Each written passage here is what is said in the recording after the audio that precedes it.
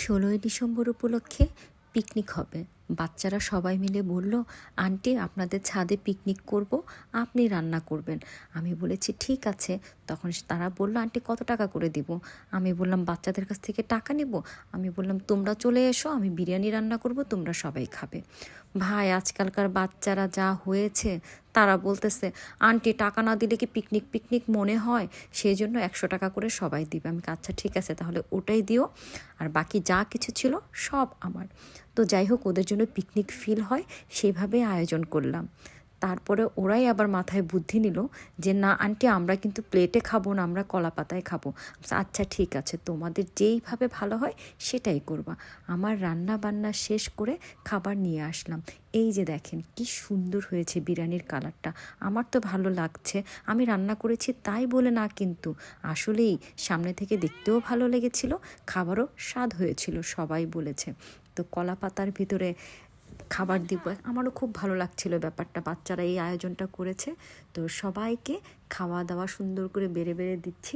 আর ওরা কিন্তু আবার বাসা থেকে সবাই একটা একটা করে ডিম উঠাইছিল, বা আন্টি পিকনিক পিকনিক একটু ভাব হতে হবে। আমি আচ্ছা ঠিক আছে, তোমরা পিকনিক যেহেতু করবা তো পিকনিক পিকনিক ভাব করো। আমার কাছে তো বোতল নিতে গেছে, তোরা বোতল দিতে এইরকম কলা পাতার মধ্যে খাওয়া দাওয়ার এই পিকনিকটা অনেক ছোটোবেলায় করেছিলাম। এখন বাচ্চারা আয়োজন করেছে, আমার কাছে বেশ ভালো লেগেছে। এরকম করে কলা পাতায় খাবারের আয়োজন কে কে করেন একটু কমেন্ট করে জানাবেন তো। আর আমার এই ভিডিও যদি আপনাদের কাছে ভালো লাগে তাহলে অবশ্যই অবশ্যই কমেন্টে জানাবেন। আর এইরকম পিকনিক করবেন, দেখবেন মনটা ভালো হয়ে যাবে। ইউনিক স্টাইলের খাবার কলা পাতায়।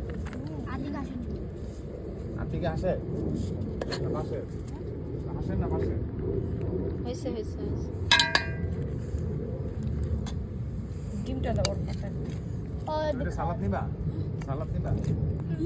সালাদ সালাদ এই সমস্যা বুঝে না, তো কানে শুনে না, কানে কম শোনা, কানে কম দেয়।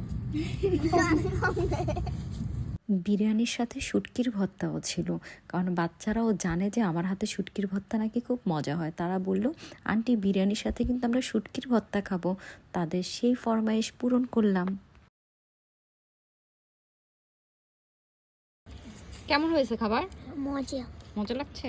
জি এই সবার মজা লাগতেছে? মাশাআল্লাহ। মাশাআল্লাহ। মাশাআল্লাহ আলহামদুলিল্লাহ। খাওয়া দাওয়া প্রায় শেষ হয়ে গেল। হ্যালো খাও আস্তে আস্তে খাও। খাসির কথা এই বললাম যে ভালো। খাওয়া শেষ করে কোক দান হচ্ছে। মজা কোক ও মজু দান হচ্ছে, মজু।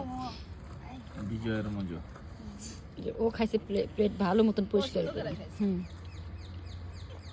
ওখানে এই যে আড্ডিটা নিয়ে তো তখন নিতে পারলাম। খাও, তুমি লজ্জা পাচ্ছ কেন? খাও।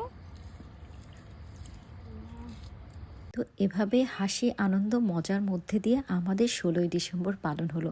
আপনাদের 16ই ডিসেম্বর কিভাবে পালন হলো কমেন্ট করে জানাবেন। আর আমাদের এই ভিডিও যদি ভালো লাগে অবশ্যই লাইক করবেন, কমেন্ট করবেন, শেয়ার দিবেন, আর সবাই বেশি বেশি পাশে থাকবেন। আল্লাহ হাফেজ।